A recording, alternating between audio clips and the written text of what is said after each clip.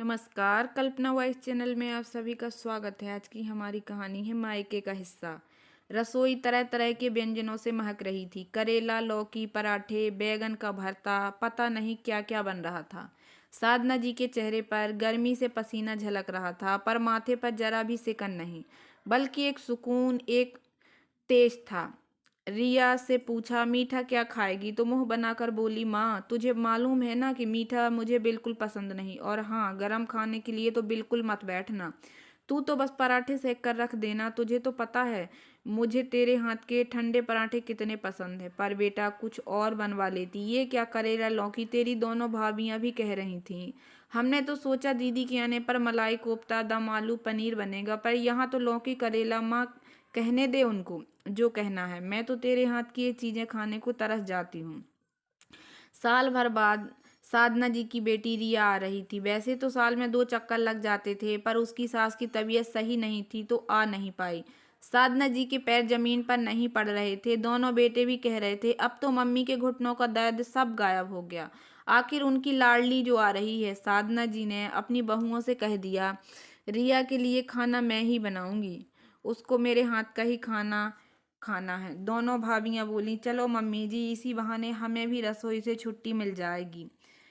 मोहन जी, नेहा के पापा, बाजार से आम, तरबूज, खरबूज सब ले आए। बार बार दरवाजे पर जाकर देखते कहीं आ तो नहीं गई, जबकि अभी उसके आने में समय है। रसोई में आकर देखते सब सही से बन रहा है ना, उसकी पसंद का ही है ना। फिर जरा सी आहट पर भागे भागे बाहर आते। साधना जी भी बार बार घड़ी देखती। उनके लिए घड़ी की सुइयां जैसे वहीं अटक गईं। फिर रिया को फोन लगाकर पूछती, बेटा कहाँ तक पहुंची? बहुत देर हो गई। अरे मम्मी, अब रास्ते का जो समय है वो तो लगेगा ही ना। अब उड़कर तो पहुंच नहीं जाऊंगी। वैसे मन तो मेरा भी है कि उड़कर तेरे पास आ जाऊं। रिया को अच्छा लगता जब माँ पापा उसका इतना बेसब्री से इंतजार करते। दोनों बहुएं बोली, मम्मी जी आप तो ऐसे अधीर हो रही हैं जैसे कि पहली बार आ रही हैं। साधना जी बिना कुछ नहीं बोले अपने काम में लग गईं। कैसे बताएं कि उनके लिए तो वो जब भी आती लगता पहली बार आ रही है। सच कितने लाड से पाला था उसे दोनों भाइयों की इकलौती बहन। मुंह से शब्द निकलते ही चीजें हाजिर करके किसी काम को हाथ नहीं लगाती। दोनों भाई भी उसे कुछ नहीं करने देते, सारा काम खुद ही कर देते। और मोहन जी तो उसको इतना लाड से रखते कि इधर उसके मुंह से कुछ निकला नहीं, उधर चीज हाजिर। दोनों भाई शुरू से पापा से घबराते। उनको अगर किसी चीज की जरूरत होती तो वो रिया को ही कहते। वो पापा और भाइयों के बीच पुल का काम करती। सच पूरे घर की रौनक थी। एक दिन भी घर में ना हो तो घर खाने को दौड़ता, और फिर उसको हमेशा के लिए इस घर से विदा कर दिया। कितना रोए थे साधना जी और मोहन जी, जैसे किसी ने उनका कलेजा निकाल कर रख दिया हो। दोनों भाई तो चुप से हो गए, जैसे उनकी जान ही चली गई हो। उसके जाने के बाद घर वीरान सा हो गया। साधारण दिन तो छोड़ो, त्योहारों पर भी रौनक नहीं होती। रिया शादी कर ससुराल चली गई, पर दोनों भाई अभी भी हर छोटी बात पर रिया को फोन लगाते। पापा से कुछ चाहिए होता तो रिया को बोलते। साधना जी कितनी बार कहती भी, अरे अब वो पराई हो गई, ससुराल भी कितने काम होते हैं, क्यों परेशान करते हो उसे? दोनों भाई कहते, क्या काम है उसे? कितने नौकर चाकर तो हैं उसके घर में। आपकी बेटी कुछ काम नहीं करती, यहाँ भी आराम करती थी वहाँ भी। बहुत नसीब वाली है आपकी बेटी। साधना जी अपने बेटों को मना करती, ऐसे मत बोलो, नजर लग जाएगी। इधर वो मन ही मन सोचती, हम औरतों को आराम कहाँ नसीब होता, भले कितने नौकर चाकर हों, पर शादी के बाद की जिम्मेदारी वो एक औरत ही जानती है। उसके बाद दोनों बेटों की शादी हो गई और वो अपनी गृहस्थी में व्यस्त हो गए। साधना जी और मोहन जी को अभी भी साल भर रिया के आने का इंतजार रहता। उसकी बहुत याद सताती थी। साधना जी अपने ख्यालों में खोई पराठे सेक रही थीं। आखिरी पराठा भी सिक गया। ख्यालों में थीं, फिर भी पराठों की गिनती नहीं भूली। कौन कितने पराठे लेगा, सब हिसाब था। सच हम औरतों का गणित अलग ही होता है। 2 पराठे ज्यादा सेक दिए, अगर किसी को जरूरत हुई तो नहीं, कल तो ठंडे खा लेगी। तभी गरम तवे पर हाथ लगा और तब जलन हुई तो उसने अपने ख्यालों से बाहर आई। जलन होने पर घी दानी में से हल्का सा घी लगा लिया। सच यही दर्द मिला, और यही दवा, और किसी को भनक भी नहीं लगने देती। वैसे भी ये जलन क्या दर्द देगी, हम तो तानों की जलन भी सह लेते हैं, क्यों नहीं करते? कितनी अजीब होती है ये औरतें, रिया के आने का समय हो रहा था। साधना जी ने उनके 2 पराठे बीच में दबा दिए जिससे मुलायम रहें। मुलायम पराठे पसंद हैं उसे। वो खाना बनाकर रसोई समेट ही रही थीं, तभी रिया की गाड़ी की आवाज़ आई। गाड़ी का हॉर्न सुन साधना जी का दिल पता नहीं क्यों जोर जोर से धड़कने लगा। तभी मोहन जी के चिल्लाने की आवाज़ आई, अरे कहाँ हो, जल्दी बाहर आओ, लगता है रिया की गाड़ी आ गई। और वह बाहर की ओर भागे। जाने क्यों साधना जी चाहकर भी बाहर नहीं जा पाईं। उनके पैर वहीं थम से गए। वह बाहर जाना चाह रही थी पर उनके पैर उठ ही नहीं रहे। आखिर ऐसा क्या हो गया? इतने में दोनों बहुएं साधना जी की हालत देखकर बोली, मम्मी जी क्या हुआ, ऐसे क्यों खड़ी हो?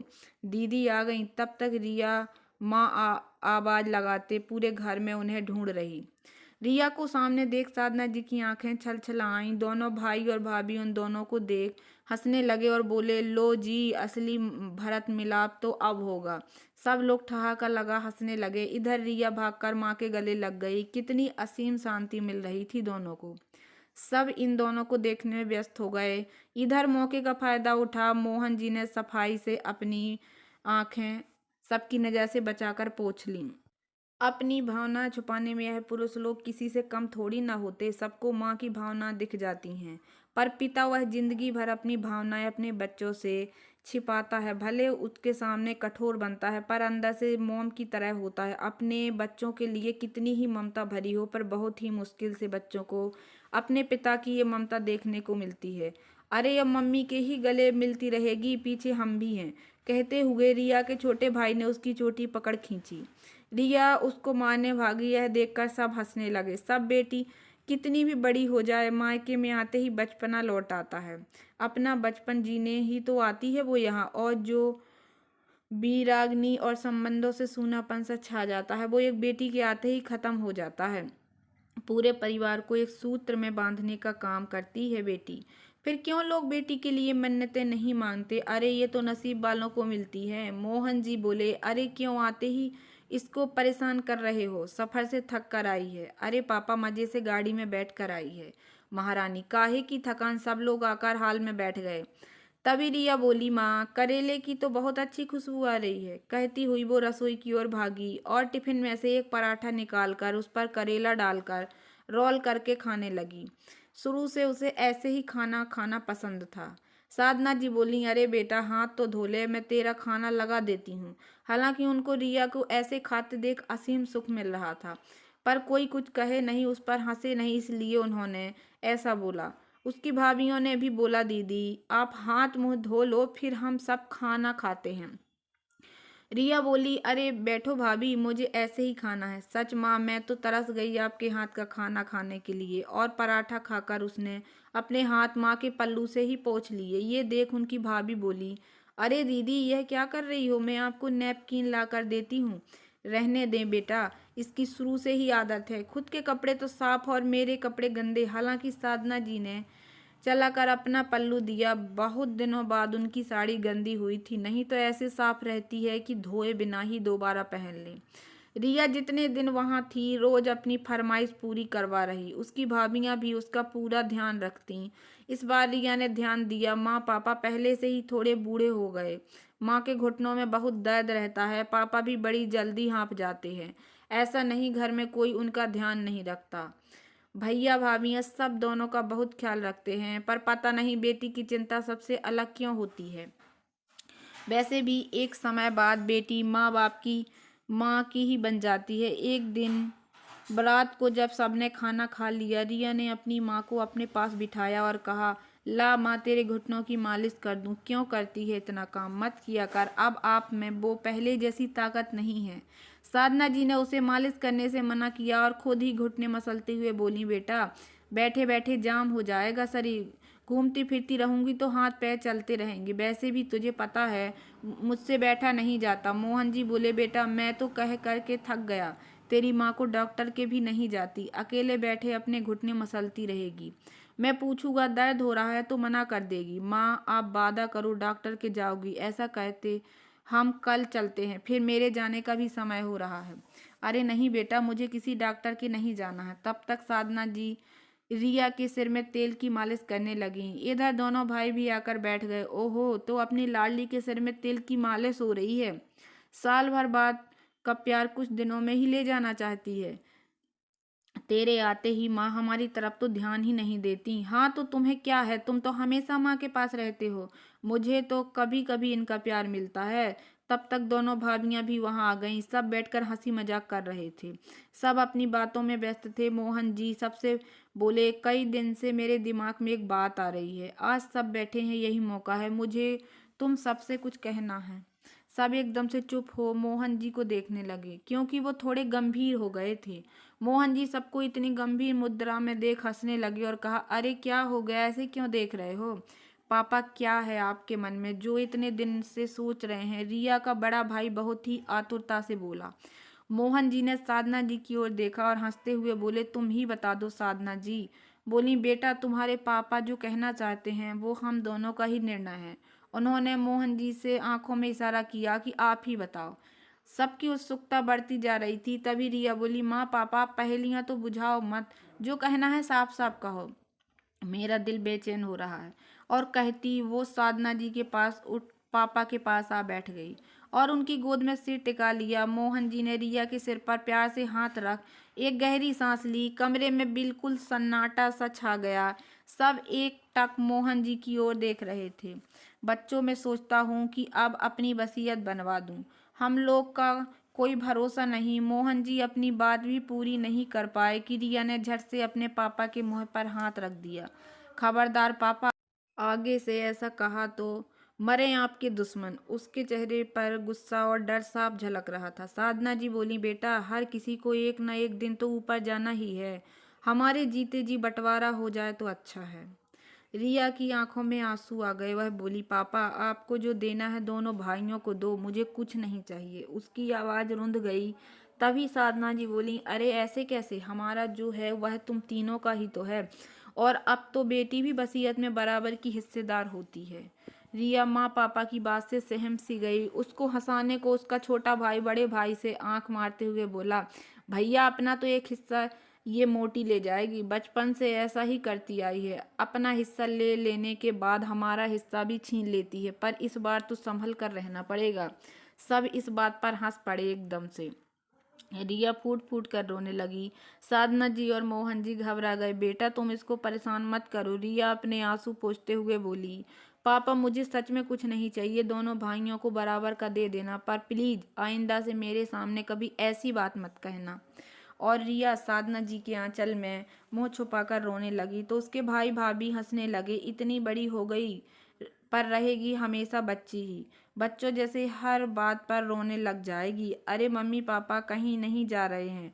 और पापा चलो, अब तो रिया भी ने भी कह दिया उसे कुछ नहीं चाहिए, इसका हिस्सा भी हम दोनों को ही बांट लेंगे, और फिर बाद में लड़ती मरती मत आना। हाँ हाँ नहीं आऊंगी। रात काफी हो चुकी थी, सब सोने चले गए। माँ पापा को भी लेटते ही नींद आ गई, पर रिया की आंखों से नींद कोसों दूर थी। उस रात पता नहीं क्यों रिया माँ के कस के चिपक कर सोई। पापा की बात से वह सहम सी गई थी, तो माँ पापा के बिना इस तरह घर की कल्पना भी नहीं कर सकती। कैसे रह पाएगी उन दोनों के बिना? सोचते सोचते उसकी आंखें भर आई। बड़ी मुश्किल से अपने को काबू कर रखा था, कहीं उसके रोने की आवाज से उसकी माँ की आंख न खुल जाए। शुरू से उनकी आदत है, अगर एक बार आंख खुल जाए तो फिर नींद बहुत मुश्किल से आती है। और फिर अब तो घुटनों का दर्द और सोच कर वह अंदर ही अंदर सिसकती रही। तभी उसकी नज़र पास में सोए पापा पर पड़ी। जाने कि उन दोनों को ऐसे शांत सोते देख वो घबरा सी गई। पता नहीं क्यों उसने धीरे से दोनों को छूकर महसूस किया। जब थोड़ी आश्वस्त हुई तो उसने मन ही मन प्रार्थना करी, भगवान मुझे कुछ नहीं चाहिए, बस मेरे माँ पापा का हाथ सदा मेरे सिर पर रहे।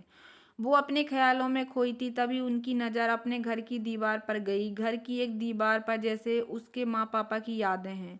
जब से होश संभाला तभी उनके बिना जीने की आदत नहीं। याद है एक बार जब माँ बीमार पड़ गई थी, पूरा घर कैसे अस्त व्यस्त हो गया। हालांकि वो तीनों भाई बहन बड़े हो गए थे, सब संभाल रहे थे, पर माँ के बिना जैसे सब संभालना मुमकिन नहीं था। पापा भी माँ को ऐसे देखकर टूट से गए। कितनी बार उनको अकेले में रोते देखा, और जब पापा काम से बाहर जाते तो भी घर कितना सूना हो जाता था। माँ हम सबके सामने तो हंसती, पर उनकी आंखों की उदासी कहाँ छिपती थी। घर की खनखनाहट ही जैसे चली जाती। भले सब उनकी शादी हो गई, पर जब भी मायके की याद आती, सबसे पहले माँ पापा की शक्ल ही सामने आती है। माँ के बिना मायका नहीं सोच कर ही रोंगटे खड़े हो गए। कोई बात दुखी करती, कुछ राह नहीं सूझ रही हो, तो सबसे पहले माँ को ही तो फोन लगाती है।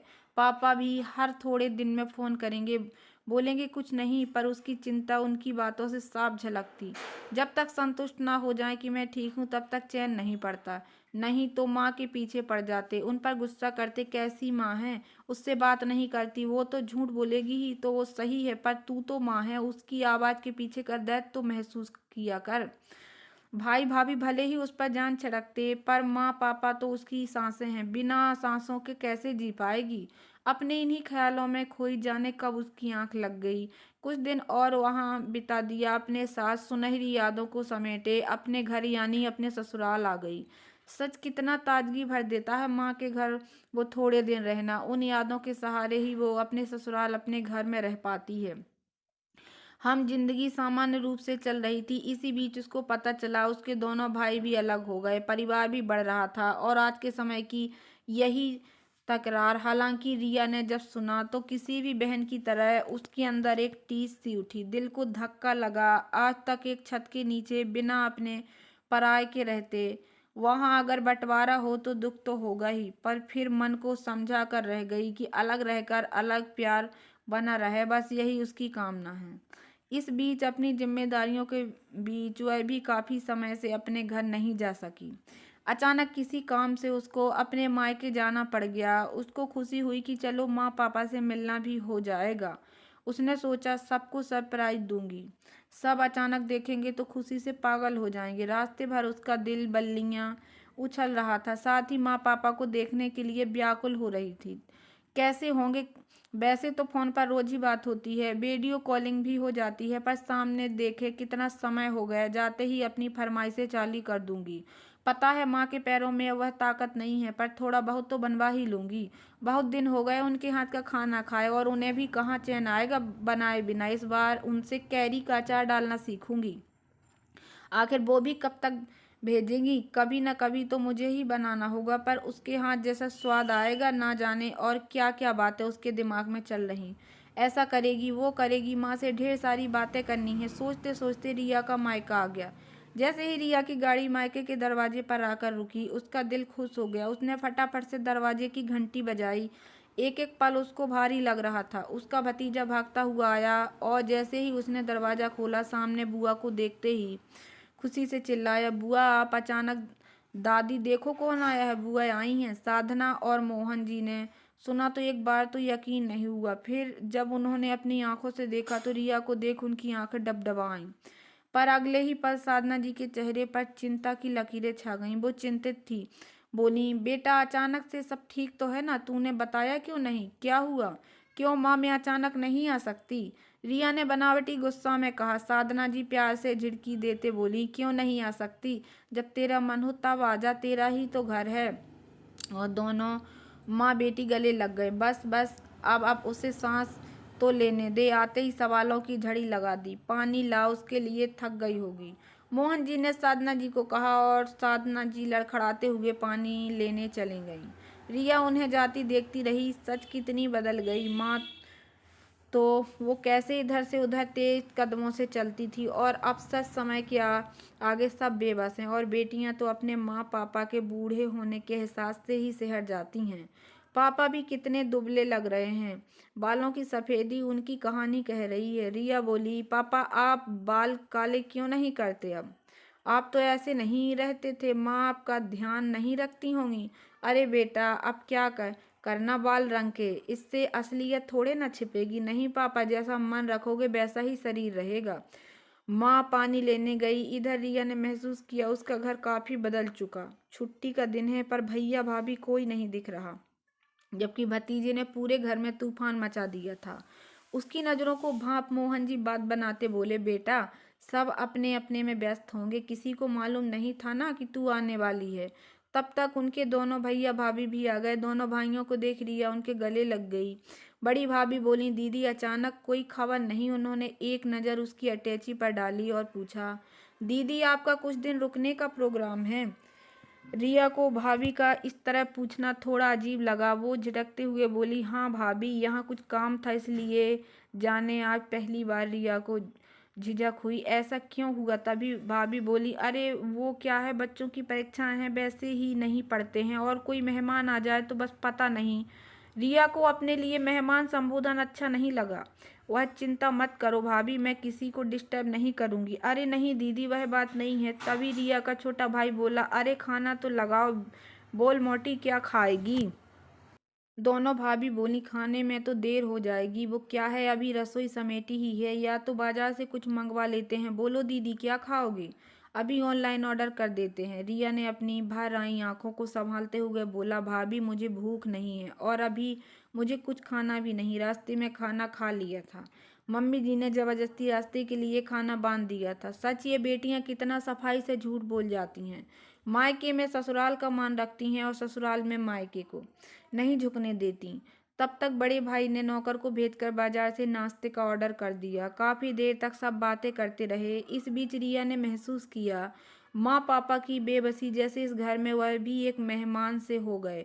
सबके जाने के बाद रिया की माँ ने अपनी बेबसी जताई। बेटा, तेरे लिए मैं कुछ बना भी नहीं सकती, रसोई भी तो अलग अलग है दोनों की। कैसे उनकी रसोई में जाऊं, और फिर किसकी मैं बनाऊं, किसकी मैं नहीं? माँ की आवाज़ में उनकी बेबसी झलक रही थी। उनकी बात से रिया का दिल भर आया, पर उसने उनको जाहिर नहीं किया और बात बनाती बोली, सच माँ, मुझे भूख नहीं है। तू तो मेरे पास बैठ, तुझसे बहुत सारी बात करनी है। जितने दिन रिया वहाँ रही, उसने महसूस किया कि माँ पापा भी अब एक तरफ से भाई भाभी के अधीन हो गए। उनके हिसाब से ही अपनी जिंदगी की दिशा तय कर ली। भाई भाभी उनका बहुत ध्यान रखते, तरह तरह के व्यंजन बनाए, पर उसमें वो अपनापन, वो मिठास की कमी लगी। रिया भी जिस हक से अपनी माँ से फरमाइशें करती, वह सब खत्म सा हो गया। अब ना वो कुछ नखरे करती, न फरमाइशें, जो सामने आता वह खा लेती। पता नहीं उसको भी एक झिझक सी हो गई। जो आज़ादी, बचपना, अरहड़पन जीने वो यहाँ आती, अचानक से वहाँ एक झिझक कर हिचक समा गई। इससे ज़्यादा आज़ाद तो वो अपने ससुराल में रह लेती। उसको अपना मायका बदला बदला लगा। हमेशा यही लगता, कहीं एक भाभी की चली जाऊं तो दूसरी को बुरा न लग जाए, दूसरे के खा लूं तो पहली को बुरा न लग जाए। माँ के सामने तो ये सब सोचने की ज़रूरत ही नहीं लगी। इस अच्छे बुरे की फिक्र से दूर होने के लिए ही तो वो मायके आती थी। पर यहाँ भी ऐसे ही दिन निकल गए और उसका जाने का समय आ गया। पहले तो रास्ते के लिए उसकी माँ खाना बांध देती, इस बार भाभीियों ने पैसे दे दिए। दीदी, इतनी सुबह सुबह खाना तो नहीं बन पाया, आप रास्ते से लेकर कुछ खा लेना। रिया ना उन पैसों को लेने को मना कर पाई और ना ही हाँ, बस किसी तरह वो पैसे मुट्ठी में भींच लिए, जैसे वो पैसे उसे चिढ़ा रहे हों। कह रहे हैं, हर चीज़ पैसों से थोड़ी ना खरीदी जा सकती। उन पैसों में कहाँ वो स्वाद था। रिया गाड़ी में बैठी, तभी उसका बड़ा भाई बोला, रिया, पापा की वसीयत के कागज इसी हफ्ते बनकर आ जाएंगे। कोशिश तो यही थी तेरे सामने आ जाते, ताकि तुझे हस्ताक्षर के लिए दोबारा नहीं आना पड़ता, पर किसी वजह से देर हो गई। मैं कोरियर कर दूंगा, तू साइन कर देना। तेरी इच्छा के अनुसार पापा ने वसीयत हम दोनों में बांट दी, पर तेरे साइन भी जरूरी हैं, भविष्य में कोई बात ना हो। रिया ने भाई को गर्दन हिलाकर हामी भर दी और माँ पापा पर नजर डाली। दोनों रिया को ऐसे देख रहे थे जैसे सालों भर के लिए आंखों में भर लेंगे। आज पहली बार माँ ने नहीं पूछा कब आएगी। भले रिया ने उनसे कुछ नहीं कहा हो, पर वो रिया की आंखों की उदासी भांप गई थी। माँ जो भी और नहीं चाहती थी, रिया यहाँ आकर वापस दुखी हो। इससे तो अपने घर में खुश रहे। वो दोनों तो बेटी की खुशी में ही खुश थे। जब भी रिया मायके से आती थी, एक नई ताजगी से भरी होती थी। पर इस बार अपने अंदर बहुत तूफान समेट कर लाई थी, क्योंकि जिस मायके में वो जाती थी वह तो शायद कहीं खो सा गया था। उसका दिल बैठा जा रहा था। क्या अब कभी वो मायका वो एहसास नहीं जी पाएगी? और तभी तो माँ पापा हैं, तब ये हाल है। अगर उन्हें कुछ नहीं, तो इस कल्पना मात्र से ही उसके बदन में सिहरन सी दौड़ गई। रात को जब रिया के पति आकाश आए, तो वो रिया को यूं उदास देख चिंतित हो गए। आंखों ही आंखों में उदासी का कारण पूछा, पर रिया ने भी अपनी आंखों से आश्वस्त किया कि ऐसा कुछ नहीं, सब सही है। पर आकाश से रिया की उदासी छिपी नहीं। सबके सामने तो वो कुछ नहीं बोले, पर कमरे में आते ही उन्होंने जब उसकी उदासी का कारण पूछा तो रिया ने बात टालने की कोशिश करी। चाहे वो आकाश से हर बात साझा करती, पर ये बात समझ नहीं आ रहा कैसे कहे। पर जब आकाश ने उसे बहुत टटोल तो रिया, जो अपने को इतने दिन से समेटे बैठी थी, अपने आकाश के आगे बिखर सी गई। उसकी आंख से आंसू की दो बूंदें आकाश के हाथों पर लुढ़क। आकाश ने उनको बहुत सावधानी से उठाया और उनसे बोला, ये क्या? तुम्हें आखिर किसने हक दिया मेरी रिया की आंखों में? मुझसे पूछे बिना आने का? आखिर मेरे होते तुम रिया की आंखों में कैसे समा गए? उसकी ऐसी हरकत देख रिया सब भूल जोरों से खिलखिला पड़ी। उसको हंसते देख आकाश बोला, थैंक गॉड तुम हंसी तो सही। मैं तो तरस गया था। क्या हुआ है? इतनी उदास क्यों हो? माँ पापा की याद आ रही है? अगर अभी आने का मन नहीं था तो कुछ दिन और रुक जाती। माना तुम्हारे बिना इस बंदे का मन नहीं लगता, पर तुम्हारी खुशी के लिए ये कुर्बानी भी दे देते। ये उदास चेहरा देखा तो दिल बैठ सा गया। तुम यूं ही हंसती रहा करो। आकाश का इतना प्यार देख रिया भी कुछ देर को अपना सब गम भूल गई। अब आकाश बोला, बताओ ना रिया, आखिर क्या बात है? रिया ने उसे सारी बात बताई जो उसने इस बार मायके में महसूस करी। माँ पापा की बेबसी, उनकी झिझक, अपने ही घर में परायेपन का एहसास, कितना दिल दुखा उसका। उसकी सारी बात सुन के बाद आकाश बोला, देखो रिया, मैं मानता हूँ ये सब देख तुम्हें दुख होगा, तुम्हारा दिल टूटेगा, पर यह भी पता है परिवर्तन ही इस संसार का नियम है। अरे आज नहीं तो कल बदलेगा, तुम ना ज्यादा चिंता मत करो। धीरे धीरे तुम्हारी आदत हो जाएगी। और मेरे होते हुए चिंता करती हो? मैं हूं ना, तुम्हें इतना प्यार दूंगा कि और किसी के प्यार की जरूरत ही नहीं रहेगी। चलो अब रात बहुत हो गई है, सो जाओ, सब अच्छा होगा। रिया को समझा आकाश तो सो गया, पर रिया अभी भी अपलक अपनी सोच में डूबी थी। आकाश को कैसे समझाऊं? शायद वह नहीं समझ पाएगा। उसका एक बेटी का दर्द, उसकी भावना, क्यों आखिर एक समय बाद मायके में यह एहसास खो जाते हैं। क्या ऐसा नहीं हो सकता कि मायका जिंदगी भर वही सुखद एहसास दे, कभी भी वहां पर परायापन व झिझक महसूस ना हो? रिया के मस्तिष्क में विचारों का झंझावात चल रहा था। पता नहीं कब तक वो यूं ही एकटक अपने विचारों में खोई छत को एकटक निहारती रही। धीरे धीरे उसकी पलकें भारी होने लगीं और आकाश के सीने पर सिर रखकर नींद की आगोश में समा गई। उसको अपने मायके से आए 1 हफ्ता भरी हुआ था। एक दिन कोरियर से उसके मायके से कुछ कागजात आए। रिया ने खोल कर देखा, पापा का वसीयतनामा था जिस पर उसको हस्ताक्षर करने थे। वो कागजों को उलट पुलट देख ही रही थी कि उसके मोबाइल पर उसके भैया का भी फोन आ गया। जब उसको पता चला कि कागजात मिल गए तो वो रिया से बोला, रिया तुम जल्दी से जल्दी इन पर हस्ताक्षर कर कुरियर कर दो। जितना जल्दी हो यह कागजी कार्रवाई पूरी कर लें। रिया ने भाई को कह दिया कि वह कल ही कोरियर करवा देगी। उसने पेपर्स को अपने कमरे की ड्रॉवर रख दिया। रात को आराम से साइन कर देगी और कल ही कोरियर कर देगी। काम करती वो सोच रही, पापा मम्मी ने कितना कहा था, बेटा तू भी अपने हिस्से में से कुछ ले ले, ये तेरा हक है। पर रिया ने साफ मना कर दिया। उसको पापा की संपत्ति में से कुछ नहीं चाहिए। आकाश से भी उसने पूछा था कल को कहीं उसको आपत्ति हुई तो, पर वो भी यही बोला, हमारे पास भगवान का दिया सब कुछ है और वैसे भी ये तुम्हारा मामला है, मैं नहीं बोलूँगा। बस तुम्हारे हर फैसले में तुम्हारे साथ हूँ। सच कितना सुलझा हुआ है आकाश, कभी भी उसको शिकायत का मौका नहीं देता, हर वक्त उसके साथ खड़ा रहता है। इस समय उसको आकाश रिया की कमी महसूस हो रही थी। किसी काम से वो शहर से बाहर था। रात को रिया अपने कमरे में आई। उसने ड्रॉवर से पेपर निकाले, वो उन पर साइन करने ही वाली थी कि अचानक अपने बचपन में चली गई। सच, समय के साथ कितना कुछ बदल जाता है। पहले किसी भी चीज को तीनों भाई बहन में बांटनी हो तो कितने लड़ते थे। आखिर रिया लड़ झगड़ कर सबसे ज्यादा ही लेती थी। भाई हमेशा माँ पापा से यही कहते, आप तो रिया को ही सबसे ज्यादा प्यार करते हो। रिया कितना चिढ़ाती थी दोनों भाइयों को, पर फिर धीरे धीरे अपनी वो ही चीज दोनों में बांट देती थी। माँ पापा कहते, देखा इसलिए रिया को ज्यादा देते हैं, पता है वो तुमको ही देगी। सच, कितना निश्चल प्रेम होता था वो बचपन का। ना कोई मतभेद, ना तेरा मेरा, पल ये लड़ाई, पल में सुलह। काश ये बचपन कभी जाए ही नहीं। ना कोई बंटवारा, ना ये वसीयत, ना पैसा। कितना प्यारा लगता है सबको ये पैसा, पर ये पैसा ही है जो अपनों को अपनों से अलग कर देता है। मनमुटाव कर देता है, शक के बीज डाल देता है, लड़ाइयाँ करवा देता है। अभी उसके दोनों भाई उसके कितना खुश हैं, भाभियाँ भी कितनी तारीफ कर रही थी। पर क्या अगर वह अपना हिस्सा मांग लेती तब भी ऐसा ही रहता? कहीं वो कुछ गलत तो नहीं कर रही? आखिर उसको भी तो अपना हिस्सा मांगना चाहिए। ऐसे कैसे वो सब कुछ सौंप रही है? वह भी बराबर की हिस्सेदार है। और अब तो कानून भी बन गया है। वैसे भी इस बार जो कुछ महसूस करके आई उन सब में उसको दोबारा अपने निर्णय पर सोचने पर मजबूर कर दिया। अपना भविष्य सुरक्षित करने, अपना मायका जो कि उसका हक है, आखिर ऐसे कैसे छोड़ दे? अपना हक वो अपना हिस्सा लेकर रहेगी। और उसने कुछ सोचा, पापा को फोन मिला दिया। उधर से मोहन जी ने रिया का फोन उठाया। बेटा, इतनी रात को फोन, सब ठीक तो है ना? हाँ पापा, सब सही है। वो पापा आपसे कुछ कहना था। हाँ बोल बेटा। मोहन जी की आवाज में चिंता साफ झलक रही थी। तब तक साधना जी भी उठकर मोहन जी के पास आ गई। उन्होंने फोन इसकी स्पीकर पर करने से को कहा।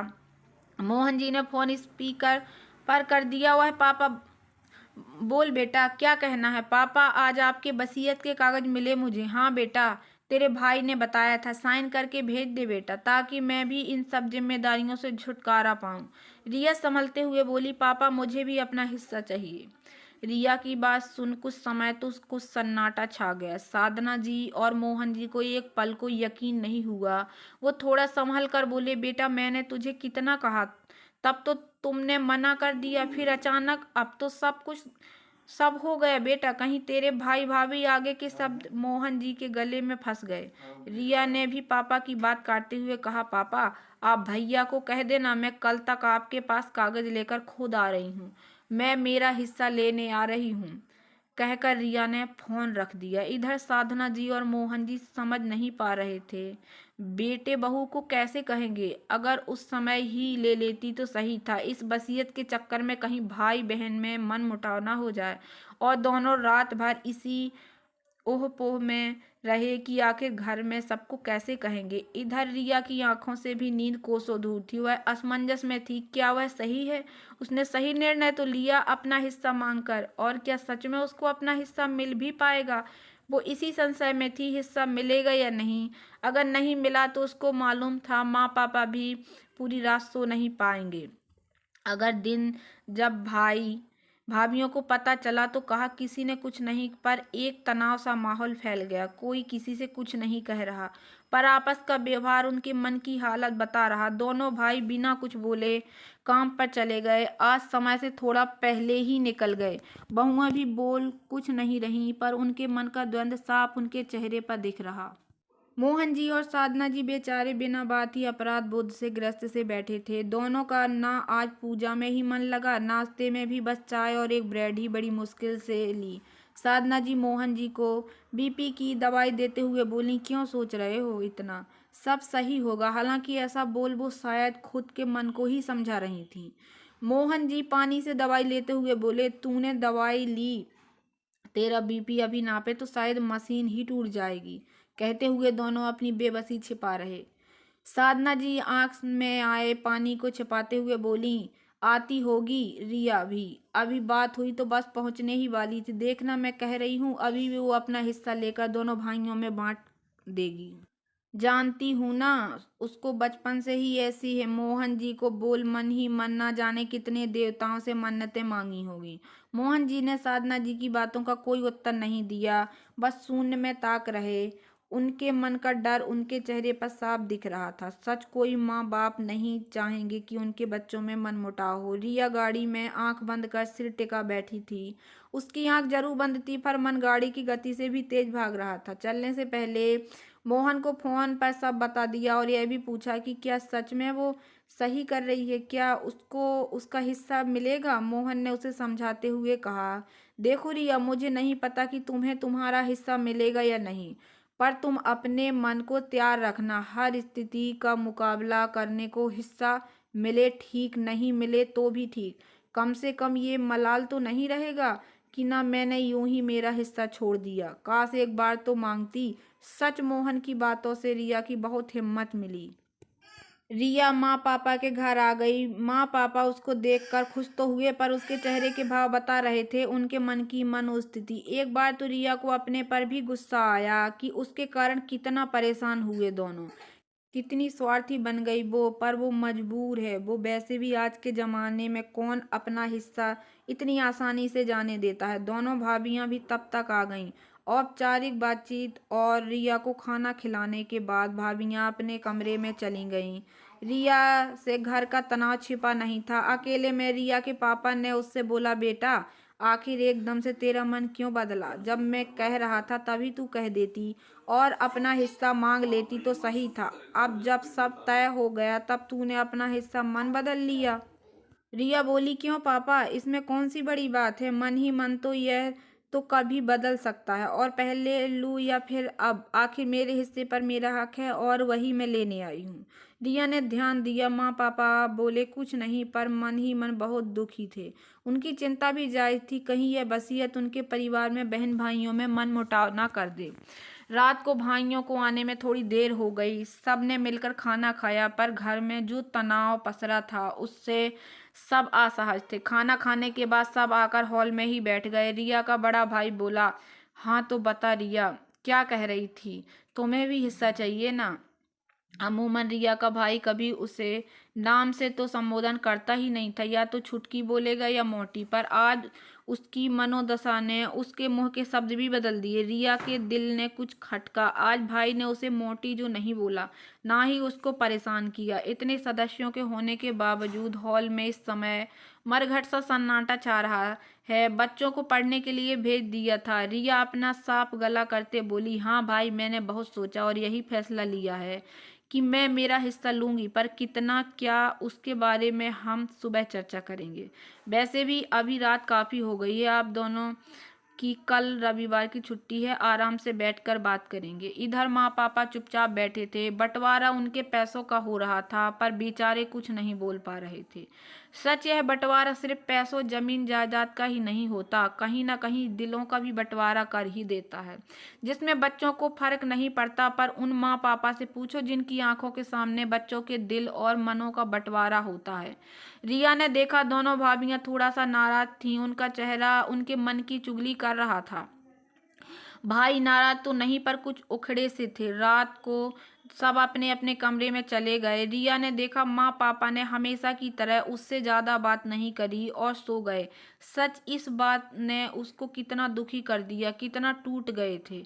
रिया बिस्तर पर लेट तो गई, पर नींद तो कहाँ से बुलाए। वो तो जैसे उससे भाग रही थी, आंख मिचोली खेल रही थी। वह देख रही थी कि उसके हिस्से मांगते ही घर में कितना तनाव छा गया। सच ये हिस्सा होता ही ऐसा है, एक दूसरे से अलग कर देता है। रिया ने कहीं कभी पढ़ा था, वो पंक्तियां उसके कानों में गूंज रही थीं, अपना हिस्सा मांग के तो देखो सारे रिश्ते बेनकाब हो जाएंगे, अपना हिस्सा छोड़कर तो देखो सारे कांटे गुलाब हो जाएंगे। आज ये बात अक्सर सही दिख रही, पर वह भी मजबूर है। ऐसे कैसे अपना हिस्सा छोड़ दे? बस इन्हीं सब बातों में उलझी हुई आखिर नींद को उसकी आंखों ने पकड़ ही लिया। अगली सुबह घर के हर बड़े सदस्य की आंखें उसकी रात की चुगली कर रही थी। शायद सबकी रात आंखों में ही कटी थी। कहते हैं बच्चे कितने भी छोटे हों, बड़ों के व्यवहार का एहसास उन्हें भी हो जाता है। यहाँ भी घर के बच्चों को एहसास हो गया था कुछ गड़बड़ है, इसलिए वो अपने आप बिना किसी के कहे अपने कमरे में चले गए। नहीं तो बुआ के आने पर कितनी धमा चौकड़ी मचाते थे। बड़ों को कहाँ एहसास होता है कि घर के माहौल का बच्चों पर कितना असर होता है।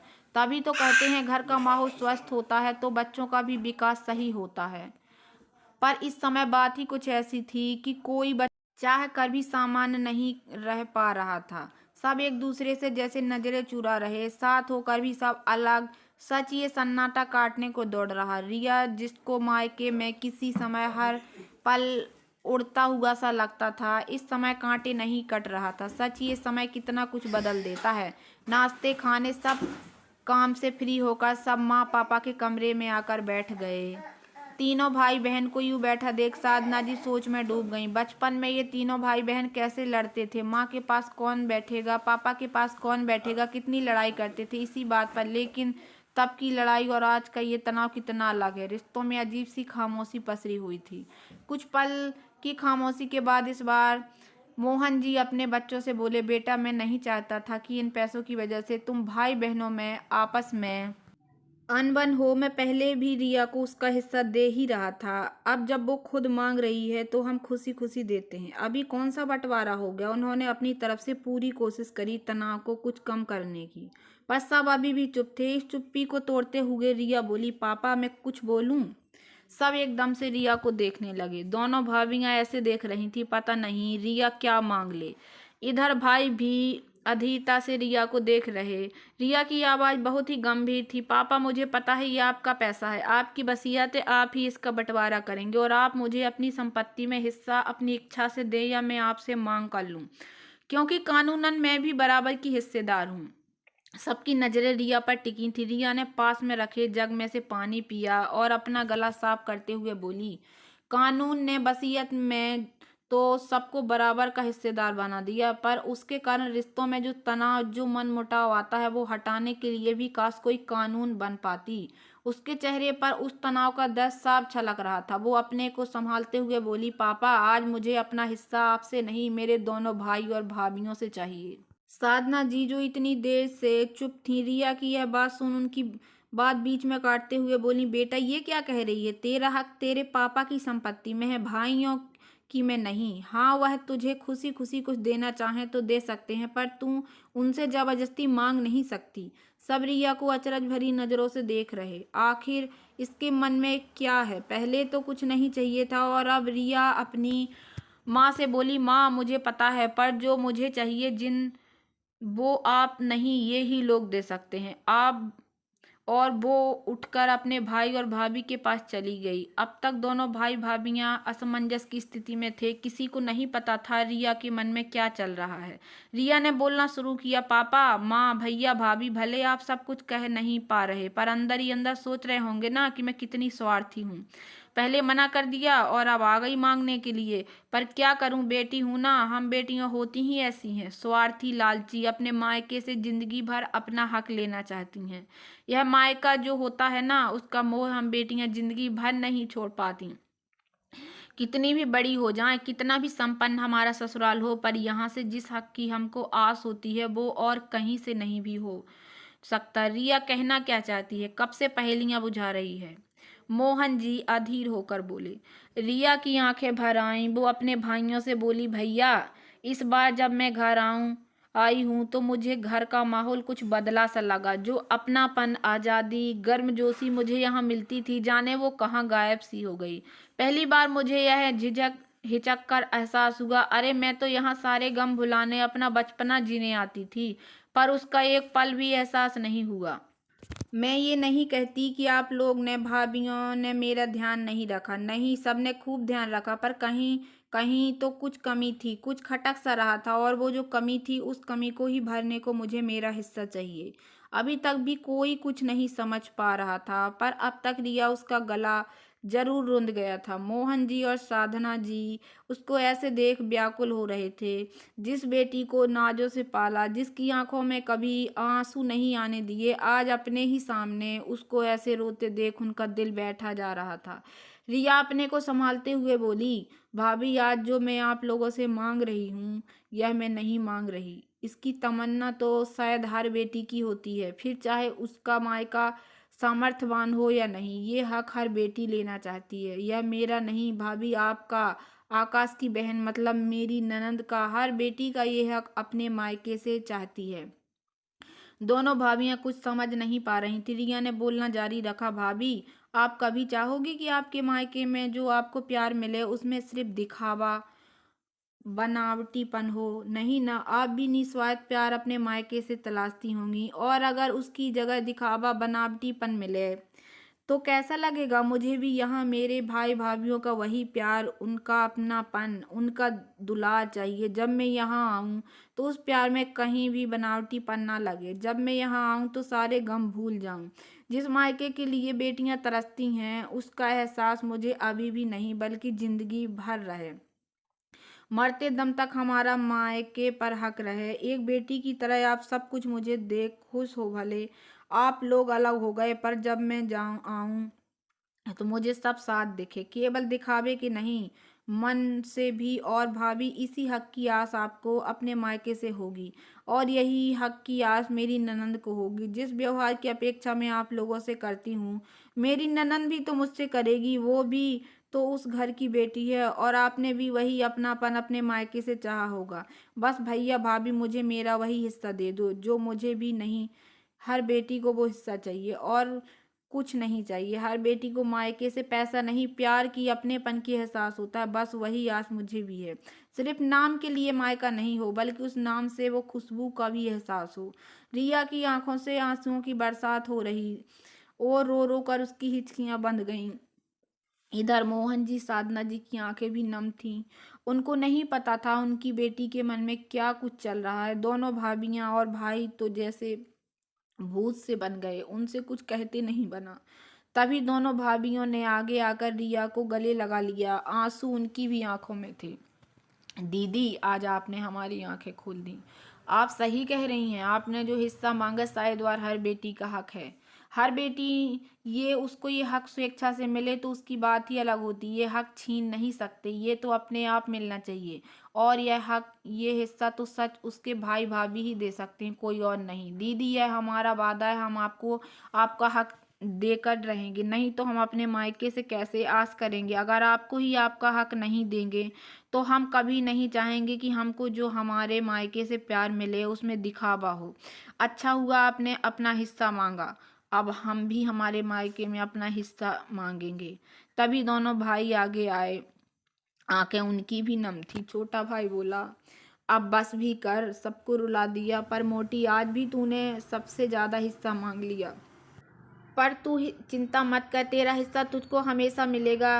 वो तुझसे कोई नहीं छीन सकता। रिया अपने भाइयों के गले लग गई। इस समय सबकी आंखों में आंसू थे, पर दुख के नहीं, खुशी के, संतुष्टि के। इधर मोहन जी और साधना जी अपने बच्चों को आशीर्वाद दे रहे। पहली बार किसी घर में बंटवारे होने पर मनमुटाव नहीं हुआ, बल्कि प्यार और बढ़ गया। इतने में आकाश का फोन आया। रिया बोली, हाँ हाँ, मैं आज ही निकल जाऊंगी, चिंता मत करो। रिया की बात सुनकर दोनों भाभी बोली, अरे दीदी, इतनी जल्दी क्यों, अभी नहीं जाने देंगे आपको, अभी तो ढंग से आपसे बात भी नहीं हुई। रिया बोली, भाभी, मैंने तो अपना हिस्सा मांग लिया, पर मुझे भी तो हमारी दीदी को उनका हिस्सा देना है। वह आज घर आ रही है, बस इसीलिए जल्दी जा रही हूँ। सब लोग उसकी बात पर हंसने लगे। इधर रिया जाने की तैयारी करती सोच रही, अच्छा हुआ जो अपना हिस्सा मांग लिया। अगर नहीं मांगती तो शायद बहुत कुछ खो देती। पर क्या सच में उसको उसका हिस्सा मिलेगा, ये तो समय ही बताएगा। पर वह तो अपना फर्ज, यानी अपने घर की बेटी, उसकी ननंद को उसके हिस्से का हक जरूर देगी। तो दोस्तों, कैसी लगी आप लोगों को मेरी ये कहानी? अगर कहानी थोड़ी सी भी पसंद आई हो तो प्लीज़ मेरे वीडियो को लाइक कर देना। चैनल पर नए आए हो तो प्लीज़ सब्सक्राइब कर लेना और ज़्यादा से ज़्यादा शेयर करना। धन्यवाद दोस्तों।